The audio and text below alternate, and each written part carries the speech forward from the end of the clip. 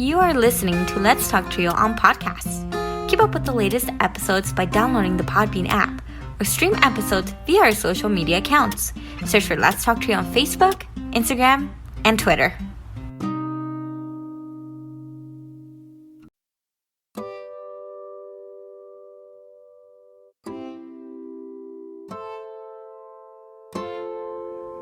This podcast episode is brought to you by Lonsdale Publishing. Is your program seeking ways to assess your students' college readiness? Does your program need a tool to document the effectiveness of your program? Lonsdale Publishing is excited to offer the Strategic Learning Assessment, a 20-minute online assessment that provides recommendations and strategies to improve academic performance across 11 learning areas: communication, critical thinking, effective learning strategies, focus and concentration, growth mindset, persistence, seeking help, sense of belonging, stress management, test preparation, and time management. For as little as $3 per student, the Strategic Learning Assessment identifies strengths and areas for growth, along with tailored recommendations for each learning area. Want a complimentary sample account for yourself and 5 students? Contact Lonsdale Publishing at 727-389-8026. Again, that number is 727-389-8026. Or visit our website for more information at www.lonsdale.com. That website again is www.lonsdale.com. Lonsdale Publishing, your partner in student success.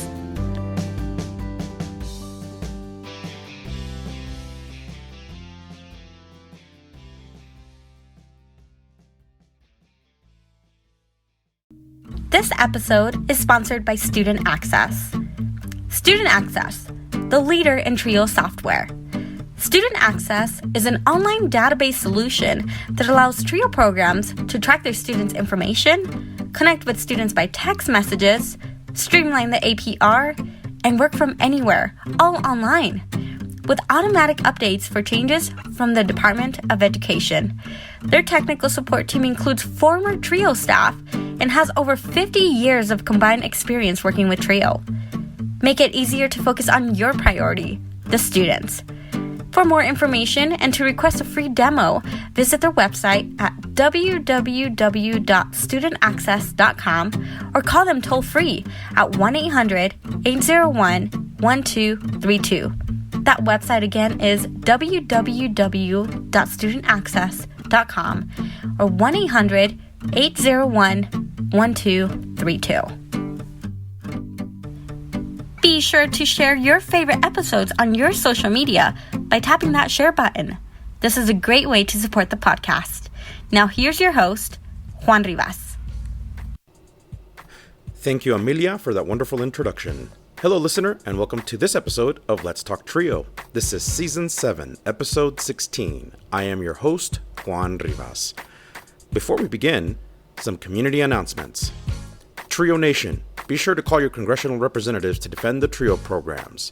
The Trump administration is seeking to eliminate the Trio programs in their most recent proposed budget. Take action now by spreading the word and contacting your congressional representatives. Let them know that Trio works. In today's episode, we have Chelsey Toms, academic advisor for the Trio Upward Bound program at Davis and Elkins College in West Virginia. Chelsey is on the podcast to share her own life experience, educational journey, and being a Trio alumni. So coming up in just a bit, Chelsey Toms. A heartfelt thanks to our individual supporters, Angelica Villalpando, Rosario O'Reilly, Dr. Ryan Barone, Dr. Jamie Motley, Dr. Jeff Naputi, Angelica Valdez, Felicia Rivera, Eric Lamaster, Jeff Calden, and Jaded Electronics. Thank you to our corporate sponsors, TrioJoblist.com, Nosotros Education Center, Lonsdale Publishing, Student Access, and thetriostore.com, powered by Proforma. Visit www.thetriostore.com, your source for trio graduation stoles. Thank you all so much for your continued support of this podcast. You too can be a sponsor of the podcast. Head on over to Patreon and search for Let's Talk Trio. Choose one of 4 patron levels. You can support this podcast for as little as $1 a month. If you own a business that serves the Trio community and want to sponsor the podcast, we have different sponsorship packages available. Contact us for details. Become a supporter with a one-time donation to the podcast business PayPal account. Our business handle is @Let'sTalkTrio. Your support helps lift Trio voices. If you would like to nominate a participant, staff, or alumni to be on the podcast, send us an email at letstalktrio@gmail.com. That email again is letstalktrio@gmail.com. Again, a great episode featuring Chelsey Toms, academic advisor for the Trio Upward Bound program at Davis and Elkins College and Trio Alumna. Sit back, relax, and enjoy this episode. Hi, Trio Nation. My guest on the Let's Talk Trio podcast is an academic advisor for the Trio Upward Bound program at Davis and Elkins College. She also serves as the president-elect for the Mid-Eastern Association of Educational Opportunity Programs personnel. She obtained her bachelor's in English and master's in marketing from West Virginia University. When she is not busy with work, my guest enjoys traveling and spending time with family. Welcome to the podcast, Chelsey Toms. Thank you. Thanks for having me. I'm excited to be part of this. We are excited to have you, Chelsey. Thank you so much for agreeing to be a part of this podcast. You're welcome. How are things in West Virginia?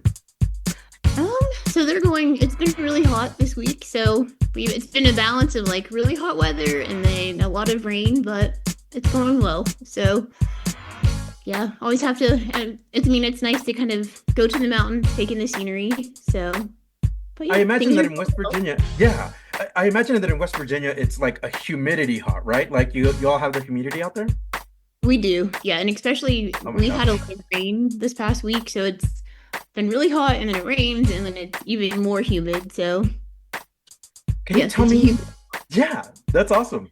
Can you tell me a little bit about your hobby or your interest? You like to travel. Now, for the audience, Chelsey and I are connected through social media, so I see the various amounts of travels that you do. Can you tell me, like, was that something that caught your interest, or is that something that you were like born with to really travel? Can you talk to us about that interest? Yeah, so I like to travel. I haven't for a few years, but I like to go abroad when I can. It kind of started out, my first few trips abroad were kind of just with friends and then more personal trips. And then I had the opportunity to travel to Israel, Palestine with my college I work for, wow. Davis and Elkins College. So we led a group of students, and that really kind of sparked my interest and kind of the passion for that area and the people.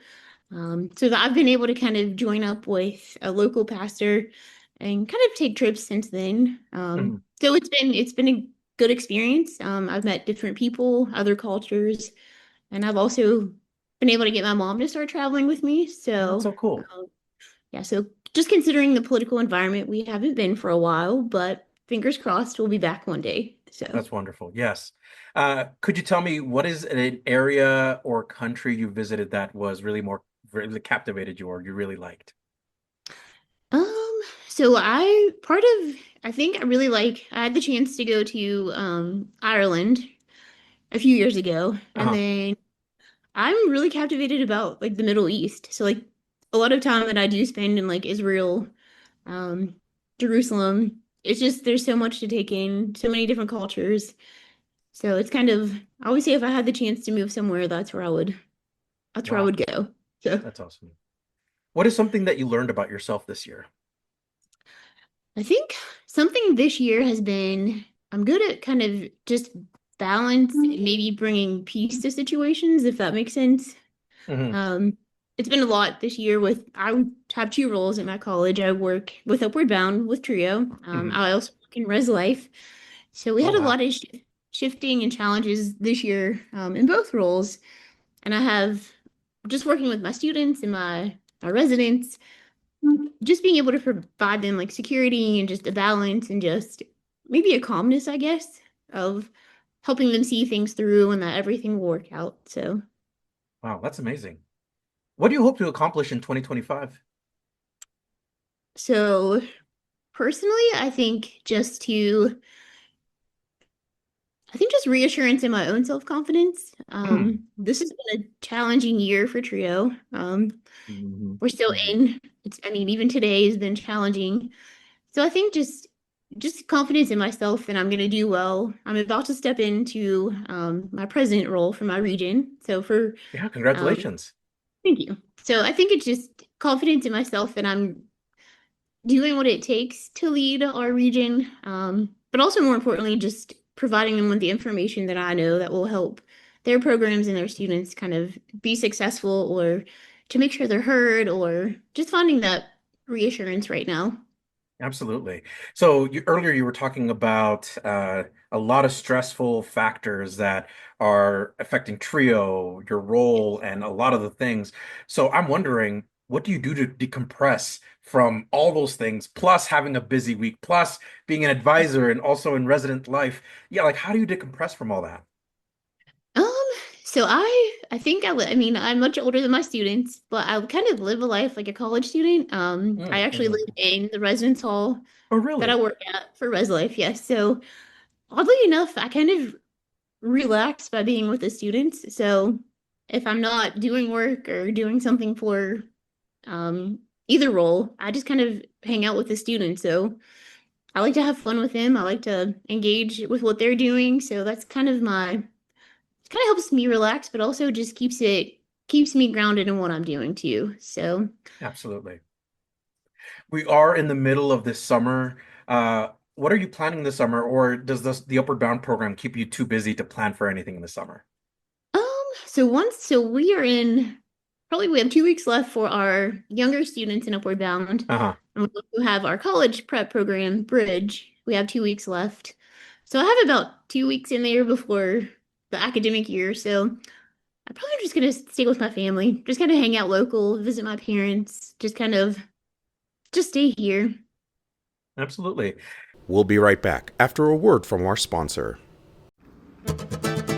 Are you seeking guidance to enhance your TRIO project's effectiveness and success?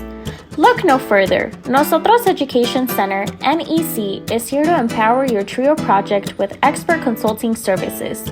NEC's mission is to promote the effectiveness and impact of TRIO programs. Since 2003, NEC has specialized in providing professional development and in-service staff trainings, allowable cost services, for TRIO projects across the country. The team at NEC, with over 60 years of combined TRIO experience, offers customized workshops and seminars for project staff, compliance assessments, external evaluations, working on and submitting APRs, database customization and training, development of policies and procedures manuals, and project implementation or reorganization services. Additionally, NEC has secured over $774 million in federal funding with a 92% success rate through their live and on-demand proposal workshops, assistance with data collection and review, detailed technical reviews, and comprehensive proposal development services. Join the hundreds of colleges, agencies, and TRIO projects across the country who benefited from NEC's expertise. Nosotros Education Center, your partner in TRIO's project success. Visit their website at nosotros.edu.org. Again, that's nosotrosedu.org.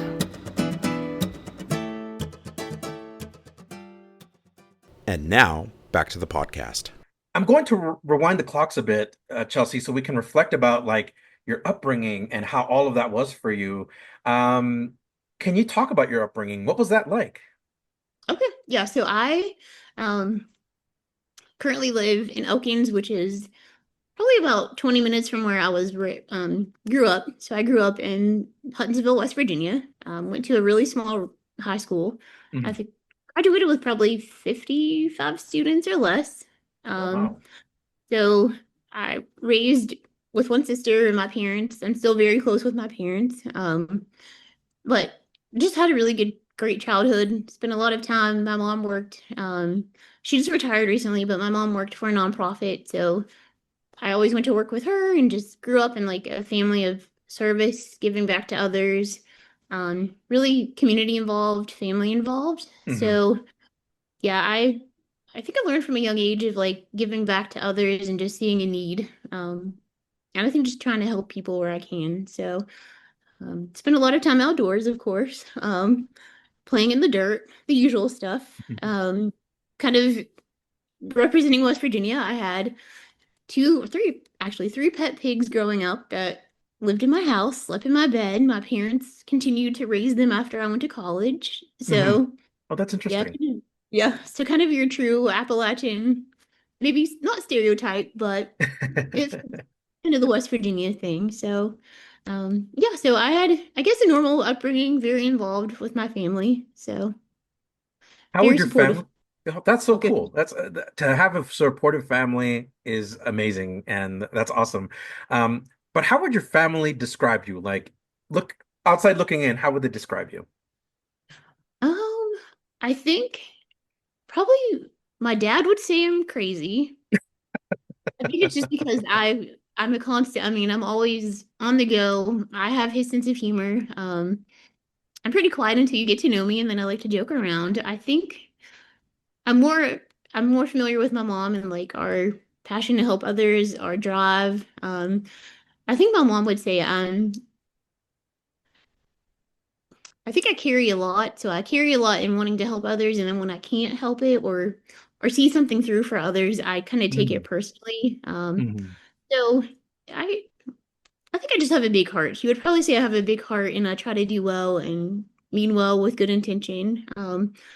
But I think so. I think they would also say I don't know how to relax sometimes. Yes, just to take a It, breather, calm down. So is that more of like your personality that's just who you are, or is that like a family trait that was like that's just who everybody is, or you feel I, like you maybe got that from a family member?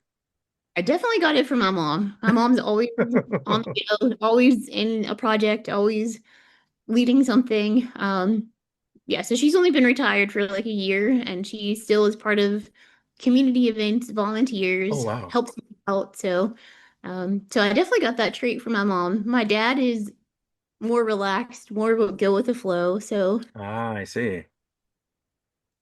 And I feel like so then you're very much to me and just again just kind of by meeting you and as we were talking about how to schedule this thing, yeah. you're very much a people person. You gravitate toward uh, just being social and connecting with folks.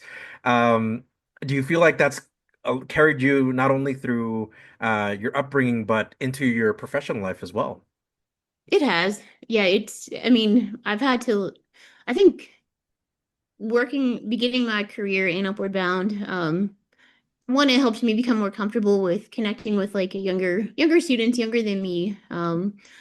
And then developing my confidence more in a professional role as I began to kind of interact more with kind of some of the upper staff here at D&E, so like our president, our dean of students, my current director, just kind of being confident in what I want to do and how I speak with them, and then seeing their assurance in what I do. So, but I am a very, it doesn't seem like it, I'm quiet, but I am a very social person. Yeah, Oh wow, I okay. don't I don't do well without company for a while, so I like to interact with people. I would have never guessed that. I think uh when you said I that you're typically a quiet person, Yeah. I wouldn't see that, and I see you like a very much as a connector, as a person that brings people together. Yeah, I think maybe I'm more outspoken than when it's like groups of people or my students. Gotcha. Yeah. But maybe in more professional settings, I'm quiet. I like to take things in, observe. Um, but I think I'm maybe a mix of both. So, Yeah. Right on. Can you talk about your earliest memory of either elementary or middle school, and can you talk about kind of your experiences in that?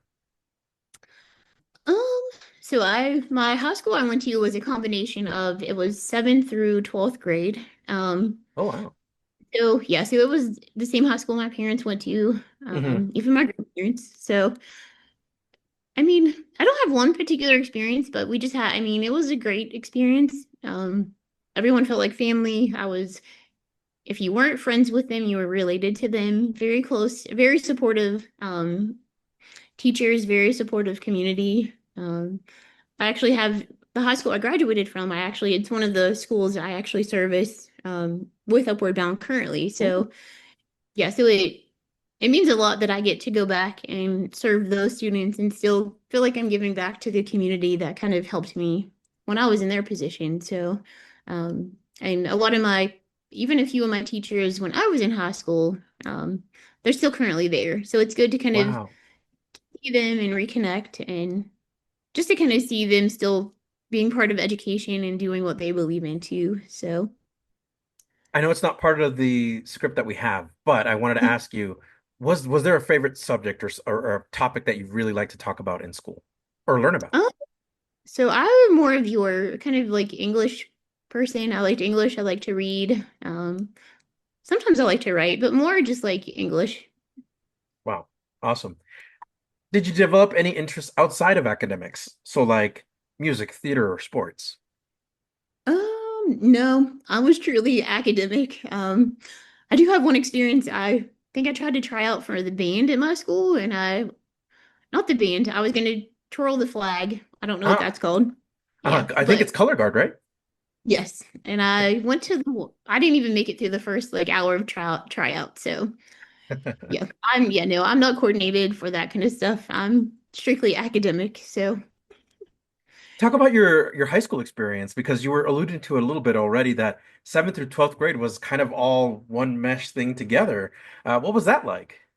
um, it was fun. So a lot of it let me you intermingled through the hallways with like so I got to see my sister who's 2 years older than me. So we would pass each other in the hallways. So you kind of felt there wasn't like a barrier between the different grades. It was kind of fun. We had a really old high school without AC at the time.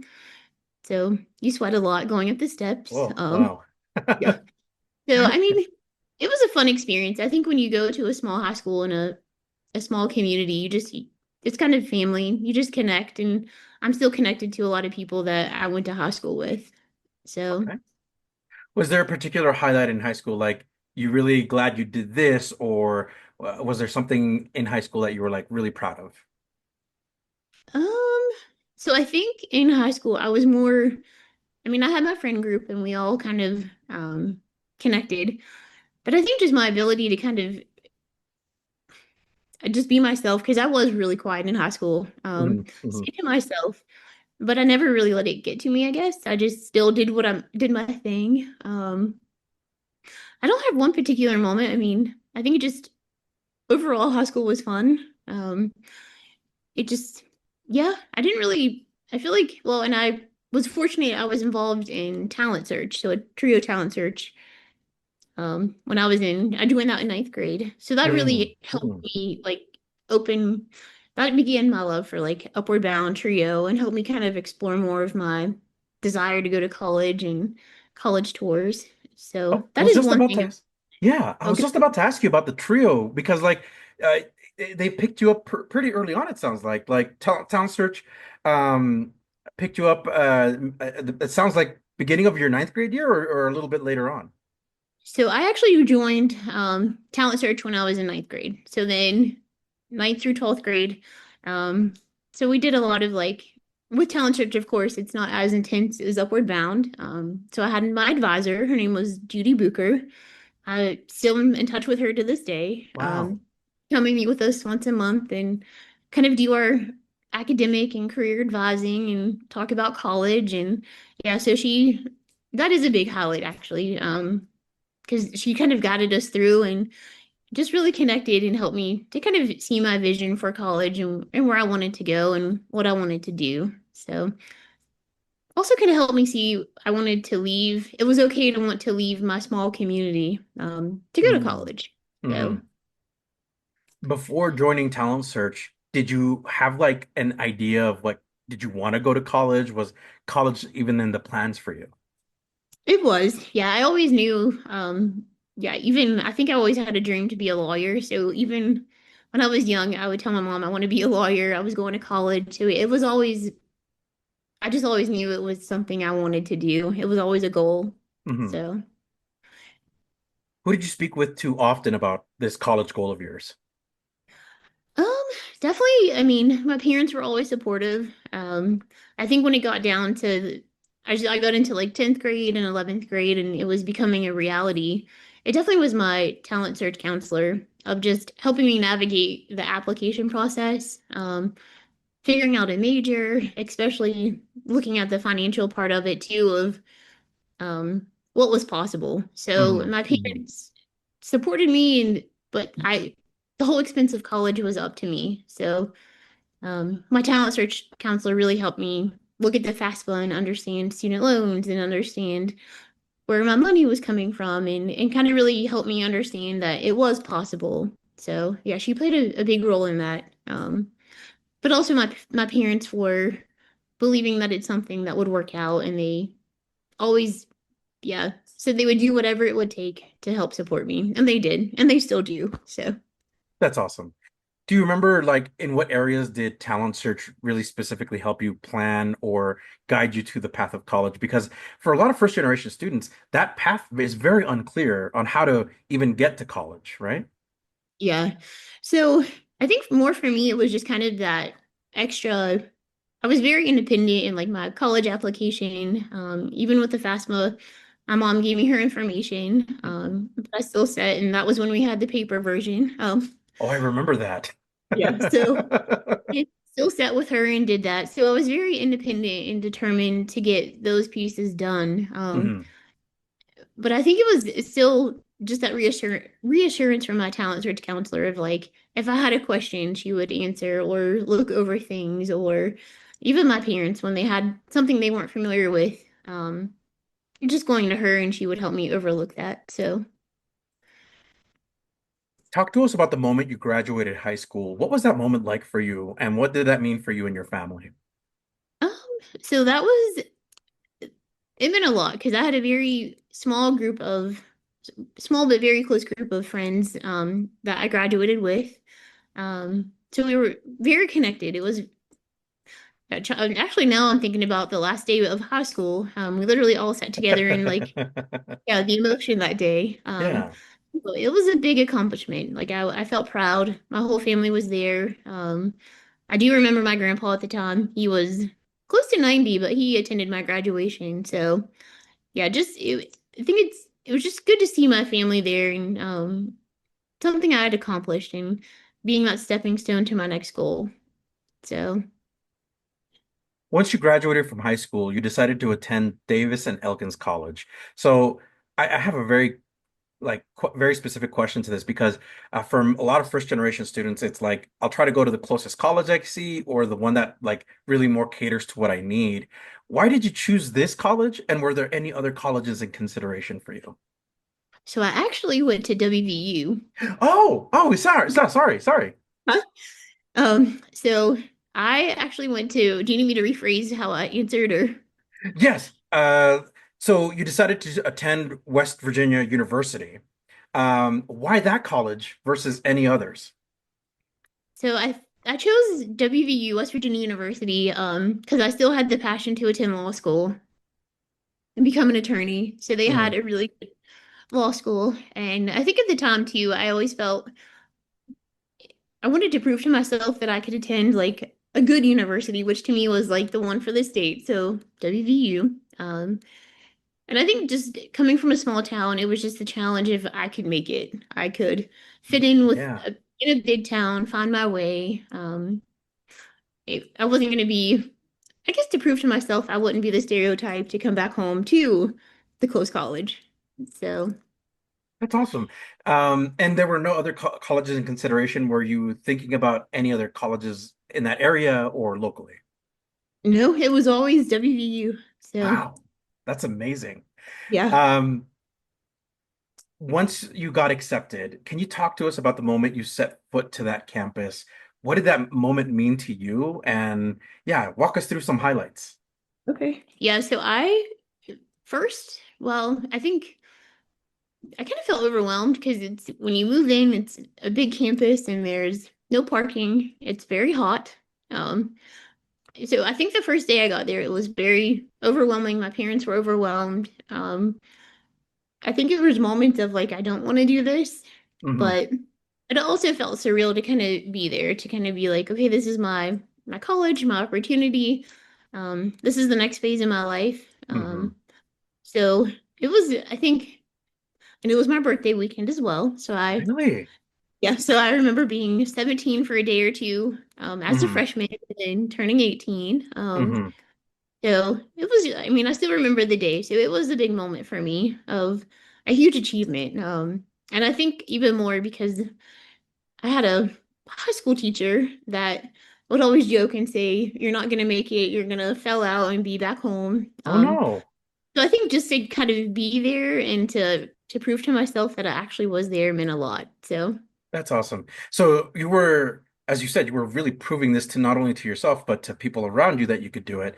But yeah. I often wonder how many students do it out of spite when somebody says you can't do it, and you're like, just out of spite, I'm gonna do it. Uh, I mean, maybe I think there was a hidden spite in there. I really like. I don't know. I don't. I kind of it felt like home. I found my groove So really great. fast. I found my group of people. Connected with my major really fast. So I was fortunate to find my place. That's wonderful. So So can you talk about that major? Like, what drew you to major in the program that you did? Yeah, talk about your major and talk about like what drew you to it. okay. So I started out as a political science major, Hmm. Hmm. to follow a goal and passion and want to go to law school. And then I had my first few classes in that, and that was not for me. Yeah, so I was a bunch of, I think, economic or kind of world politics and things I didn't understand. And I had a British literature class that I really enjoyed. So that kind of frees me back to getting an English degree and my passion for kind of literature and especially British literature. Hmm. So that's kind of began my passion for English.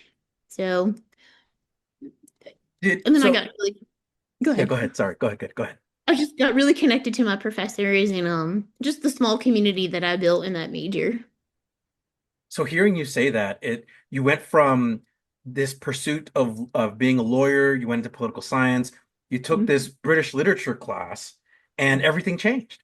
Um, did you see a potential here? Like what was the what did a new passion spring about? Like how did you make that change? Because for a lot of first gens, it's like they realize that the career they were pursuing initially probably wasn't it for them, and they change. So what was it for you? So at the time I changed my freshman year. So I still had the long-term goal of law school. I just Hmm. knew Hmm. political science wasn't it. So I I think and I was kind of went to English as well because I enjoyed literature, but that was also a common major that people would recommend to get into law school. Oh wow, yeah. Yeah, so I kind of chose English as one, I enjoyed it, but two, keeping in mind that that was going to be a route, a common major to get to law school. So so initially it began with the goal of using it to when I would apply. But then I just really enjoyed the literature side of it as well. So what I'm hearing you say is then that the English degree itself was still very much relevant to where you wanted to hopefully end up as a lawyer, but you Yes. didn't have to necessarily get political science. You could just switch into something that would eventually lead to become a lawyer. That is amazing. Like that switch to understand that. Like not a lot of first gen students would immediately know that. I think that's where my independence and kind of like self I guess determined to just figure it out and make it and I ask a lot of questions. So yeah, so I took advantage of meeting with my advisors and I was also part of student support services in college at WVU. So I got very connected to my counselor. Um, and yeah, they made the difference for me because they helped me understand the majors and what was expected and how to change my major. So I give all the credit to my upward bound counselors, or not upward bound, sorry, support services, because they were definitely my family away from home and kind of guided me through that whole process. That's awesome. And I know we'll talk more about your experience in Trio SSS, but I have a few more questions for you Okay. regarding your college experience. What did your college experience teach you while being in college, while being a college student? Um, I think it taught me that I can do hard things. I could do hard things, and hard things are not bad. I think it taught me, I think, perseverance and not to give up. Because I mean, I always had to work full time. I would go to college during the week, had a job in Morgantown, still came home on the weekends, had a Hmm. little job at a shoe store. So I was responsible for paying some of my bills and my car. Hmm. And it was Hmm. always easy, but it taught me a lot of, I guess, sacrifice. And um, I think it it helped me to appreciate a lot of things too. So um, I think college taught me to also kind of a genuine respect for what my parents do and did for me. Because I know they couldn't always support me financially, but they were still doing everything else in the background. So yeah, so college taught me a lot. It also taught me that I had to let a few friends go. It was sometimes your crowd changes, and it's important Yeah. to kind of find yourself and stick to your character. And yeah, I really learned a lot about myself. And that it helped me to learn too that I had to learn to speak up for myself, speak up for things that I wanted to do. So yeah, it really taught me a lot actually. Yeah. It sounds like college challenged you holistically as a person, but it It helped did. you grow in various areas. Yes. Wow. Um, when you learned about Trio Student Support Services at WVU, when did that happen for you?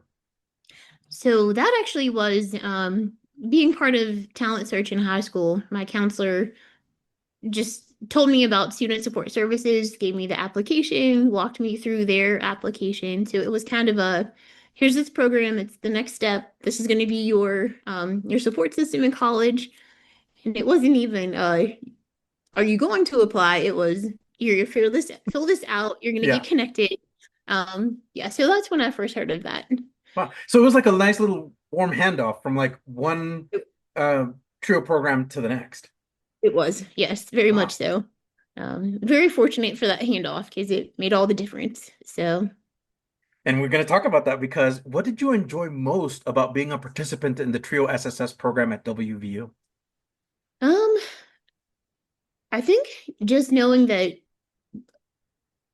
it was okay not to know what I was doing. And I say that because I had a lot of questions. I had a lot of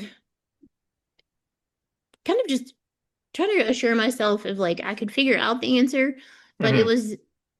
but I had a group of people there, and that's their whole goal was to help me figure out the answer. That's what they were there for. They were there to show me, even though I was first in, I came from a small community. I was in this whole new environment that I still belonged, but that they were there for me. So even though they serviced many students, they made me feel like I was their number one student when I was there. And it made all the difference. So That's wonderful. yeah, so I'm still connected with my counselor at the time until when you say trios family, like that's definitely true. I've So always heard in Trio circles, and this is when I was a Trio alum and then a Trio staff member, that even though you might move on and go on to a different position, you never truly leave Trio. Like even as an alum or returning as a staff member, you never truly leave Trio, which I always find amazing. yes. Um, in your experience with the Trio Student Support Services program, so if Talent Search was the pre-college help you get ready for college, how would you describe Student Support Services as a program in college? Um, for me, it would kind of be my safe space. So they were my safe space, my holding ground, I guess. They kind of my people to go to that just kept me grounded to know you're gonna make it, you're gonna be okay. Just kind of reassuring me that this is where I was meant to be. And I use the word family again because they did become my family, and it just they just become part of your normal group of people you go see and you rely on them. Yeah, so I couldn't imagine not being part of that program when I was in college. So, Can you talk about like a moment or a favorite event or something that really when you think about Trio SSS, it still sticks out in your mind? Yes. Um, so I think more of a personal moment was I was back home for the summer working. I think I was going into my junior year and then kind of looking at my financial aid packet for the spring, Mhm. or for the fall. I just knew I still had a few $1,000s I had to come up with for the fall to cover my tuition. And I just remember calling my student support advisor at the time many, many times throughout the day, and she just walked me through the whole process, reassured me about kind of the loan options, other options, because when I was in the middle of that situation, I just was like, this is it. I'm done with college. I don't have any other options. But she definitely took the time to make me feel important and that I was going to be okay and there were options. So I think just making me feel important and heard at that moment made all the difference. Because sometimes I don't know if I didn't have that person at that time to walk me through that situation, my outcome could have been different. I could have gave up. I'm not sure, but I'm always Yeah, fortunate yeah. at the moment that I had that person to kind of just walk me through my options and my situation and kind of just reminded me like it's possible. There are ways, but just also made me feel heard and seen at that moment. So That is wonderful. Can you talk about the like because when you entered college, the initial goal was let's aim to be a lawyer. mhm. Uh, did a career shift happen between your freshman and senior year where either the lawyer desire to be a lawyer either fell to the wayside or was postponed, and you decided to pursue a different type of career, or did your was there a career shift in between? So I enjoyed English, and I enjoyed writing. I really got into kind of writing. Uh-huh. And then I graduated and I worked for an attorney that summer. Oh wow. So before I would have applied to law school, because I hadn't got there yet. So kind of working for an attorney that summer, it was a great experience, but it was enough to let me know this is not what I want to do. It Oh, Yeah, okay. so it let me kind of see like I don't want to sit in a desk all day. I don't want to Yeah. type out papers and letters. I wanted to be help people, but it wasn't really until I had already graduated and worked for an attorney that summer that helped me see like the other side of it. So Hmm. yeah, so then that's when I shifted and Oh looked more into wow. kind of education, I guess. So Yeah. Chelsea, thank you so much for sharing that because I was in like and I'll be completely transparent. Like I was under the assumption like a career shift happened right before you graduated and you were like, you know what, I'm nope. gonna pursue education. But for you, it was like you were in it Yeah. for a little bit and you were like, this is not for me. Like Yeah. that's incredible because for a lot of first generation students, it's like they jump into a field and they either like it, don't like it, and then they're like in the middle of it, they might have to shift. But you were like, I graduated. I thought Mhm. that this is what I wanted, but what can you tell us like what inspired the change or what did you realize when did you realize like this was not the field that you wanted to be in? I think when I realized that it was, I think when I found myself sitting in more of like, or watching the attorney I was working for at the time, just not really with people, but more doing a lot of like dictating of things he needed to type out and doing a lot of like Oh, uh-huh. more of not people centered, not people focused, but more of I guess the office work, which I'm not an office person. So Oh yeah, you and I both. yes, it kind of like I mean, it was a great experience. The people were wonderful, but it was just not. I just knew I couldn't do that. I wouldn't have been happy. Yeah, So, but I am glad that I was pretty able to recognize that pretty fast. yeah. So, So you went from like this is more admin work, like mhm. typing and writing up papers, and you wanted to be a little bit more involved, as in more one-on-one with a person. Yes. Wow. Um, can you talk about that and what helped you shaped your next move?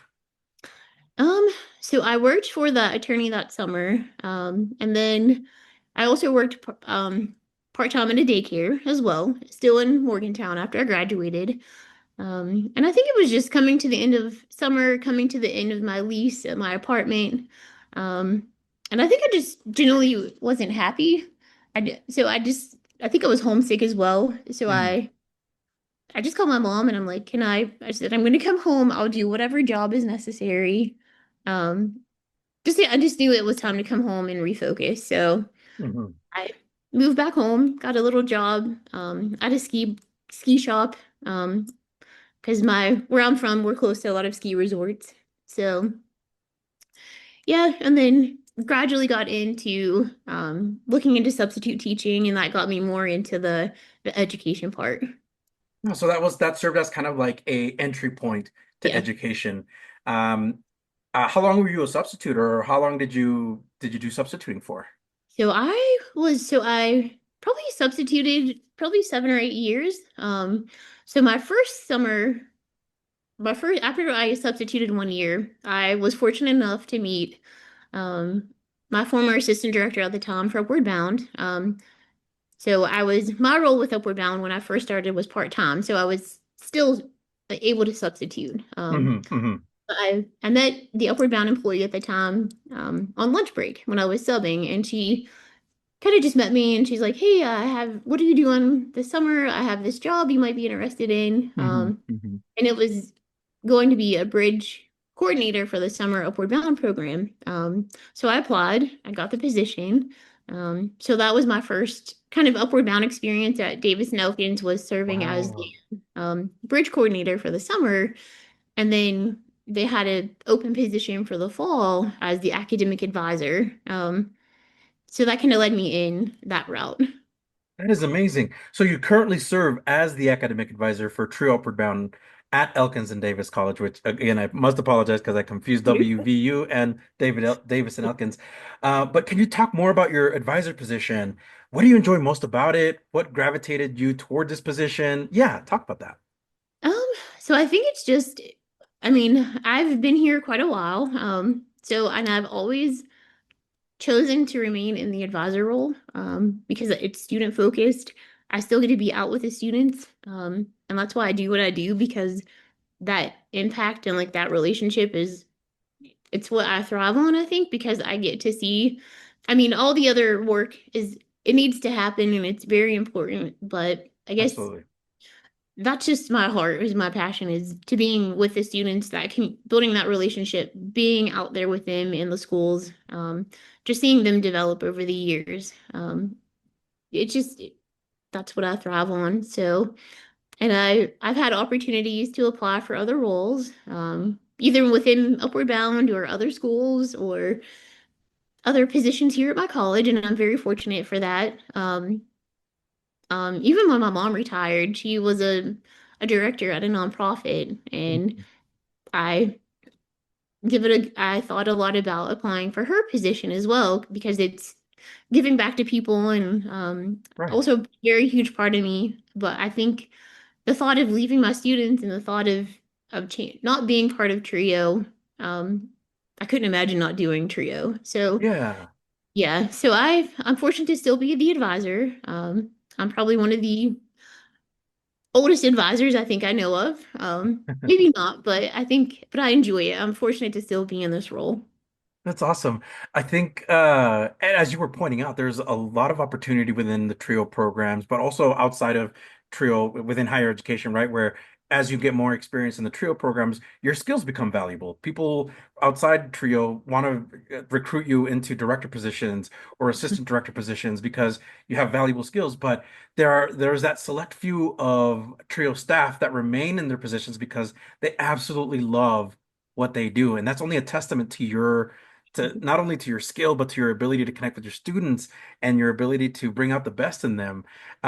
Would you say that, and I can relate, you're strongly resonating with me because I'll share this quickly with you. I used to be a director for Upward Bound for 2 years, Okay. but Yeah. before that I was a coordinator. I Okay. absolutely loved being a coordinator.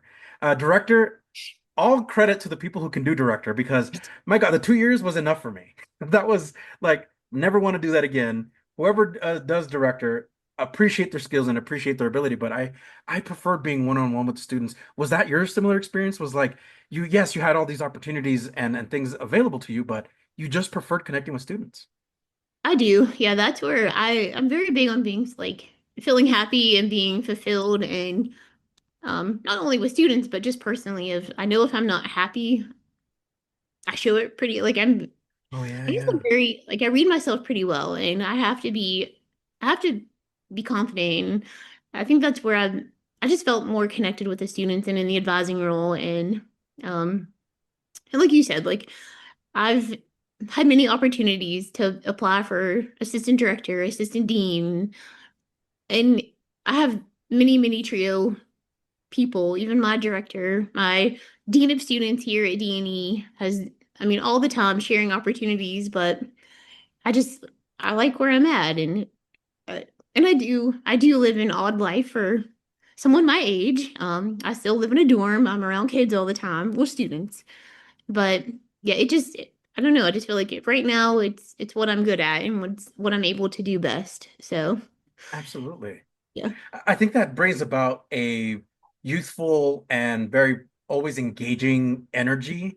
And I feel yeah, that from you. Like just talking in this podcast and while we were discussing like yeah, our like what this podcast would look like off on social media, I felt a very like you're very energetic and you're very like connected.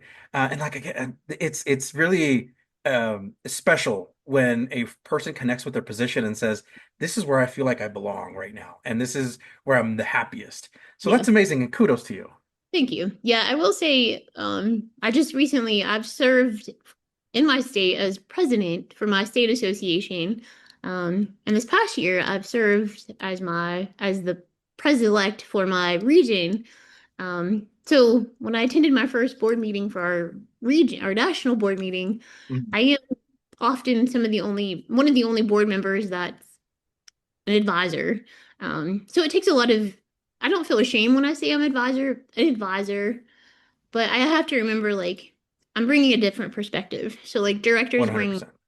a perspective of maybe how the program flows and the grants and all the important things, but I feel like I can't forget the perspective that I can bring and share from the students. So yeah, I've had to learn to say I'm not.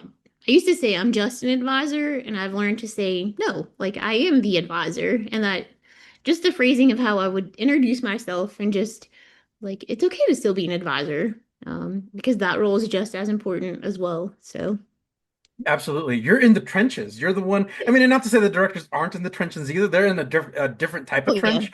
But yeah, absolutely, you bring in the perspective of the student and what they're doing and going through at the moment. And again, it's just different experiences, right?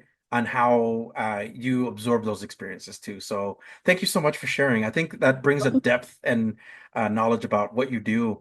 But let's talk a little bit about your association and okay. what you're currently involved in. You're currently the president, correct, of your association? Sorry, go So ahead. I will move into the president role in October. So yeah, so I'll come into that role in October. So officially, kind of in a transition right now. So kind of learning some of the tasks and some of the roles. Right, right, right. Um, but yeah, so So you're currently serving as president-elect and then yeah, transitioning into president in October. Can you correct. tell us a little bit about like how that happened? And yeah, because again, you're saying as an advisor, typically someone doesn't jump into a president position in your association. How did that happen for you? So when I became president for West Virginia Trio, I was at a conference and pretty much was voluntold to run for the position, which Voluntold. Okay. yeah, so unfortunate I did that. It was, I mean, I learned a lot and I think it helped me see why the associations are important, why it's important for our regions to connect and to have that voice. So then I became part of the development committee for our region. So that put me on the board for our region. And then we were coming up almost 2 years ago to the conference when I ran for the president-elect position. So I had to get special permission from both of my bosses here, because in my role, I'm not always afforded like the travel and the time. So, Mhm. but I have a lot of support from both of my bosses here. I think it was just I just was like, I want to give this a go. So it kind of, yeah, I'm glad I did it. I still question. It's crazy to believe I'm in this role, but I'm glad I did it and took the chance. So, Awesome. So how do you juggle working both between trio and also being an associate, your organization's president-elect slash president? um, so it takes a lot of organization. So Hmm. I'm very detailed in my planning.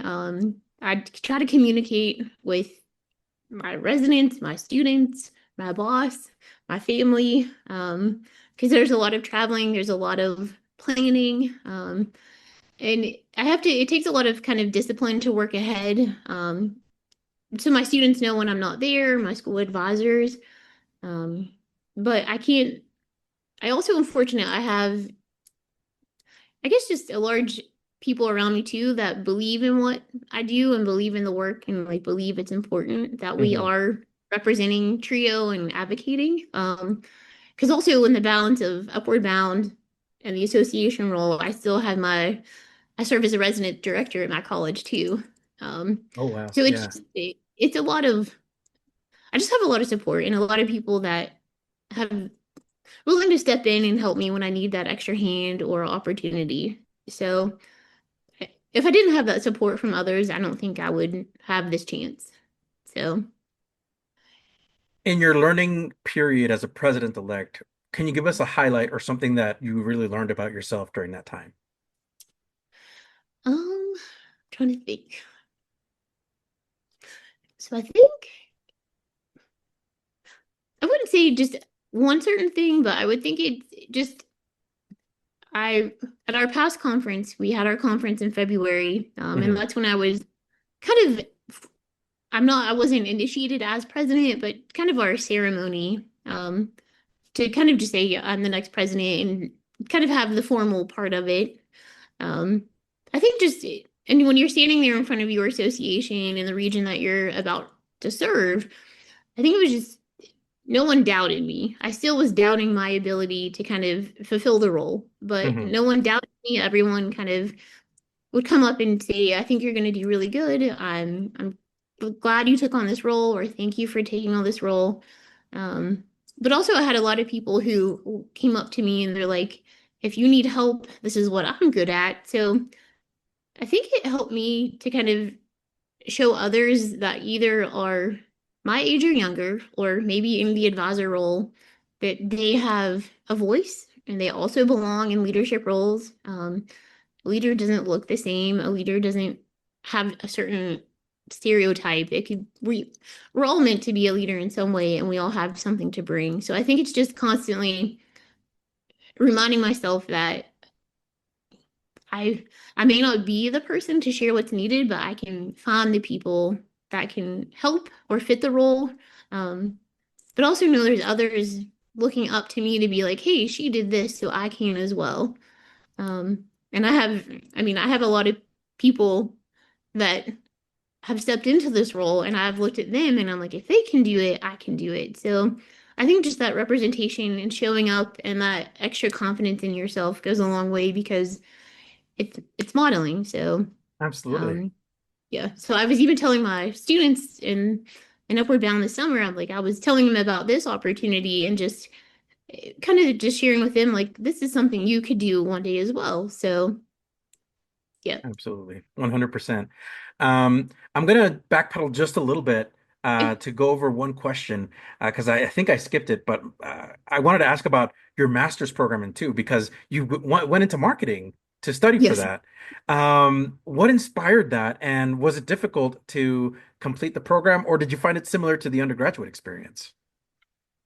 So I actually did that program. It was all online.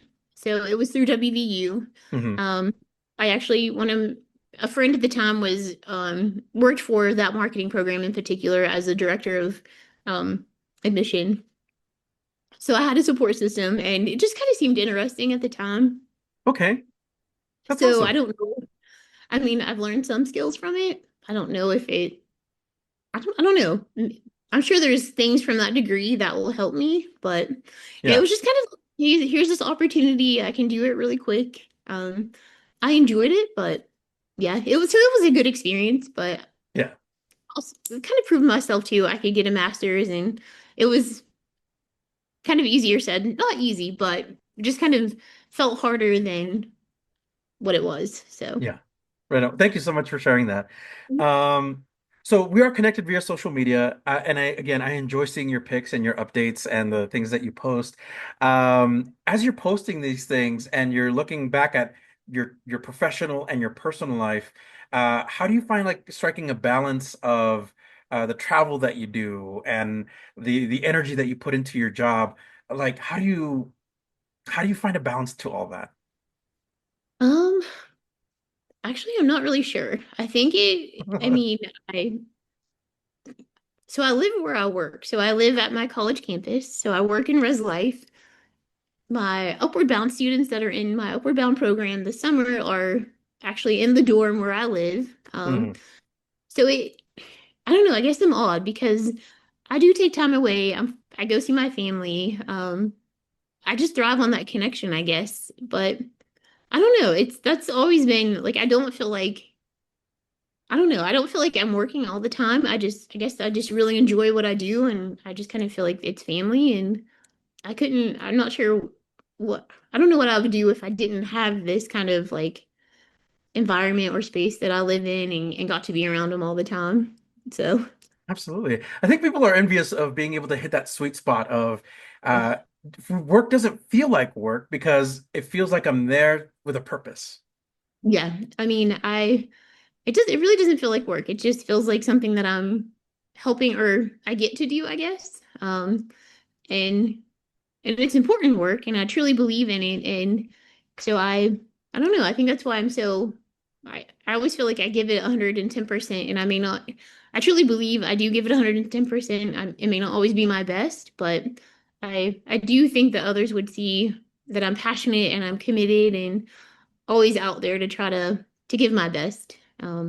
So it's I and I know I'm just an oddball, but I guess I have found the sweet spot in both my profession and my personal life, and I think it just comes to you from like people and family that believe in what I do, believe in Trio.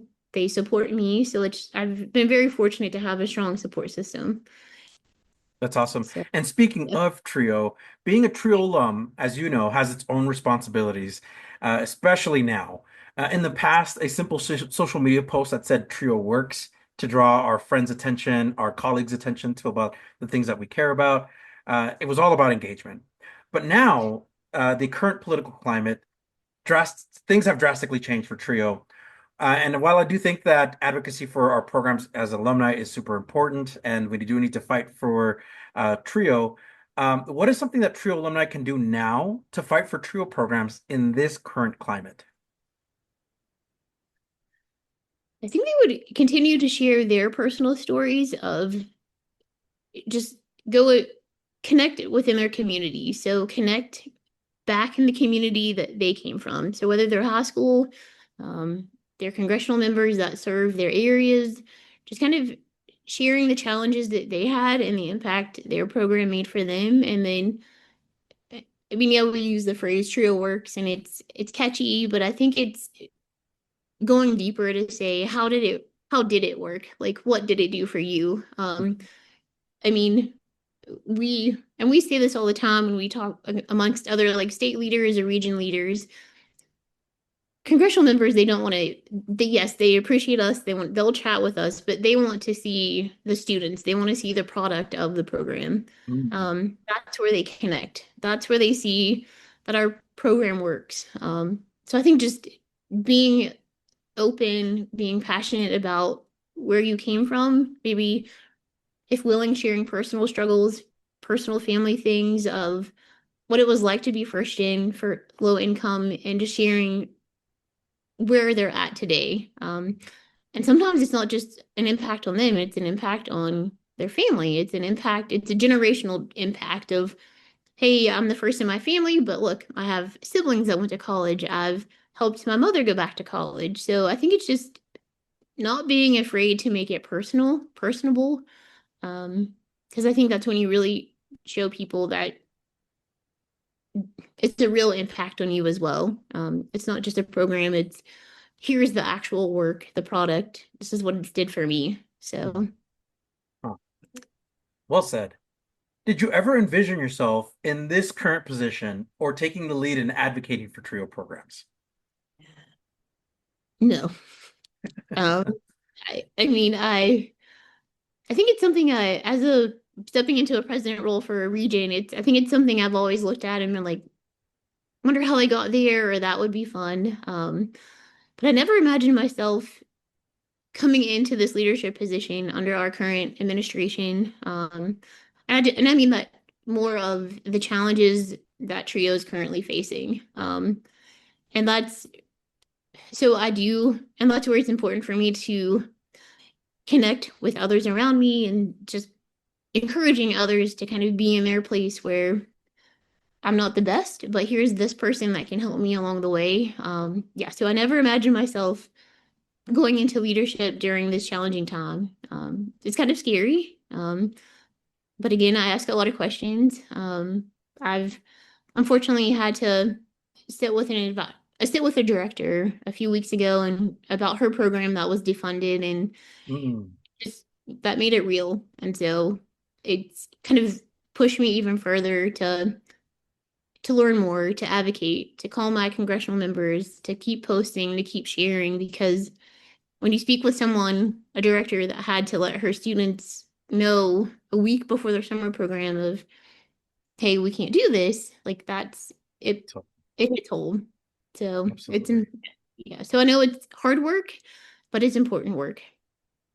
Well, gosh, like I remember reading the news about the defunded programs, but Mhm. getting to hear from you about that you spoke to somebody or to the Yes. director of the program that they had to inform this, that is so crushing. And wow, the realities that Trio is currently facing. Yes.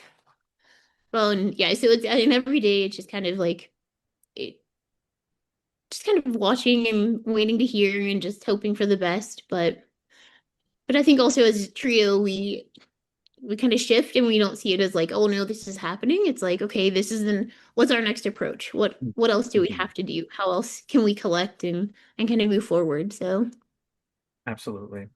What is something that you hope to accomplish during your tenure with your professional association? um that's a good question.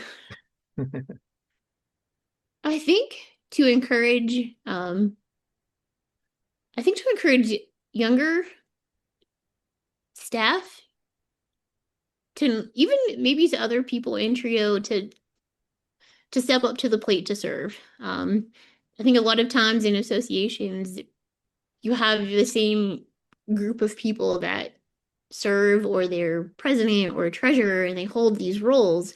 Mhm. Um, and I think a lot of younger students, not students, a lot of younger employees or younger people coming into the role are afraid to step into these service roles. But I think that's my goal is to try to encourage them to kind of take the lead, that they're part of, they're just as important, they have a voice. So I think just showing others that, yeah, you can do it as well. What do you see yourself doing 5 to 10 years from now? Um, so I don't know, maybe 5 years out, maybe the same, still being part of Upward Bound, a Hope or a Trio program. Um, I'm not sure 10 years down the road if I still want to be living in a dorm. But I value the work. I don't know. I hope to still be serving in some capacity.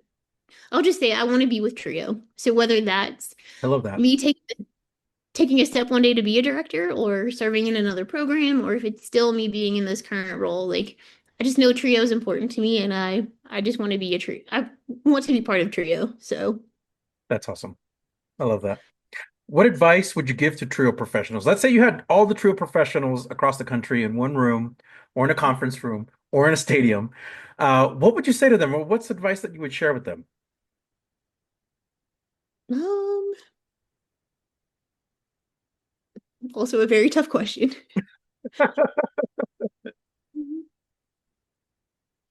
just to keep going. I think Oh, I love that. that, Yeah. yeah, just to keep going to, I guess sometimes at the moment it's hard, but your work matters and it makes a difference. And that I know sometimes in these roles you don't feel seen and you just kind of feel like you're just always giving and giving and giving, but just to know that to keep going, the work matters, and to know that sometimes like we don't, they're appreciated. I think deep down our students appreciate what we do, and I think we don't always see it or we don't may not always hear it until down the road, but I I think that just knowing that they're appreciated, the work matters, and just to keep going. So That's great advice, I think, to just to be able to keep going, keep doing the work. yes, Absolutely. Okay, I'm going to flip the script a little bit and ask, what advice do you have for trio participants? I think kind of the same. Just keep going, but also don't get stuck in a hard place. Hmm, Like when you're going through a hard challenge, I think I always try to tell my students it's part of your next step. So when you're at a hard point in your life where you're questioning something or something's difficult or you don't understand, just it's gonna get you to the next point of where you should be. You may not absolutely. see it at the time, but it down the road you're gonna say, hey, that taught me something that helped put me in the position or path that I was meant to be in. So I think sometimes they may not see the future now, but they just have to believe in the process and believe in themselves, and that just, yeah, stick it out because it will work out. Oddly enough, it does work out. That's They awesome. just have to stay the course. Absolutely. What is something that you're currently reading, watching, or listening to? So don't I haven't read for a while. So, well, the last novel I was reading was The White Castle. So we were reading that as part of our summer um class for our students. So I've started reading some of that. I don't I kind of just have the TV on for background noise. I don't Mhm. really sit still long enough for TV. Yeah, Yeah, I think I do listen to a lot of music though. So I listen to a lot of like um I kind of listen to a lot of a mixture of kind of I go back and forth from like Christian to Celtic to rock and roll to I don't know. I kind of like everything. Just something with a good beat, something that makes you feel good. So, right on. Is there a particular artist that you like would say if people wanted to put on some nice music in the background or wanted to just listen to, is there a particular artist you would say, here's who I would recommend? oh yeah. So they're kind of a Christian pop band, not pop, maybe kind of rock. And they play a lot of kind of bluegrass, kind of Celtic music. So Interesting. the name of the band is Third Day. So they're not too famous, but they're just yeah. I just like a lot of their songs are really inspiring, motivational, but they have a good beat to them, so I like them. Yeah, so that's usually my go-to. Right on. What is one word you would use to describe yourself? Persistent. Persistent. I like Yeah. that. Well, Chelsey, it has been a true pleasure and an honor to have you on this podcast. Thank you. Thank you so much for giving us a bit of your time to talk about Trio, to talk about your experience and your journey. Yeah, thank you so much for being here. Yeah, no, thank you for having me, and it's been good to kind of reflect on my past and kind of my journey with Trio. So thank you. Absolutely. So we have a tradition on the Let's Talk Trio podcast where we have the guests do the sign off. Do you care to do the honors? Sure, I can do that. Hi, this is Chelsey Toms, and I'm an academic advisor for the Trio Upward Bound program at Davis and Elkins College, and I serve as the president-elect for the MEAOPP Association, which is the Mid-Eastern Association of Educational Opportunity Personnel, and I'm a proud Trio alum. Trio works. Are you a participant, alum, or staff of a Trio program? Do you want your program highlighted? You or your program could be featured in an upcoming episode of Let's Talk Trio. Get a hold of us by going to our Facebook page or Instagram and send us a direct message. Search for Let's Talk Trio. We want to get your story to the public. You just heard from our guest, Chelsey Toms, TRIO alum and current academic advisor for the TRIO Upward Bound program at Davis and Elkins College in West Virginia. Thank you, Chelsey, for being on the podcast and for sharing your TRIO journey. Remember, if you would like to be on the Let's Talk TRIO podcast or know a staff, advocate, participant, or alumni, send us an email at letstalktrio@gmail.com. That email again is letstalktrio@gmail.com. Once again, a heartfelt thanks to our individual supporters, Angelica Villalpando, Dr. Jamie Motley, Dr. Ryan Barone, Dr. Jeff Naputi, Angelica Valdez, Rosario Riley, Felicia Rivera, Eric Lemaster, Jeff Calden, and Jaded Electronics. Thank you to our corporate sponsors, TrioJoblist.com, Nosotros Education Center, Longsdale Publishing, Student Access, and The Trio Store, powered by Proforma. Visit www.thetriostore.com, your source for TRIO graduation stoles. Thank you all so much for your continued support of this podcast. You too can sponsor the Let's Talk TRIO podcast in one of three ways. Become a monthly patron on Patreon. Our base level starts at $1 a month. Become a corporate sponsor by placing an ad on the podcast. Contact us for details. Become a supporter with a one-time donation to the podcast business PayPal account. Our business handle is @Let'sTalkTrio. I'd like to take a moment to thank our honorary members of the Let's Talk TRIO podcast, Roderick Chambers, Tony Ho, Scott Kendall, and Susan Cramp. The Let's Talk TRIO podcast team is John Russell, audio engineer, music producer and composer, and post-production editor. Amelia Castañeda, script supervisor, marketing manager, social media manager, and producer. Juan Rivas, executive producer and host. Be sure to follow the Let's Talk TRIO podcast on Facebook, Instagram, and YouTube. This episode was recorded Monday, June 30th, 2025. Thank you all so much for listening, and we will catch you on the next episode.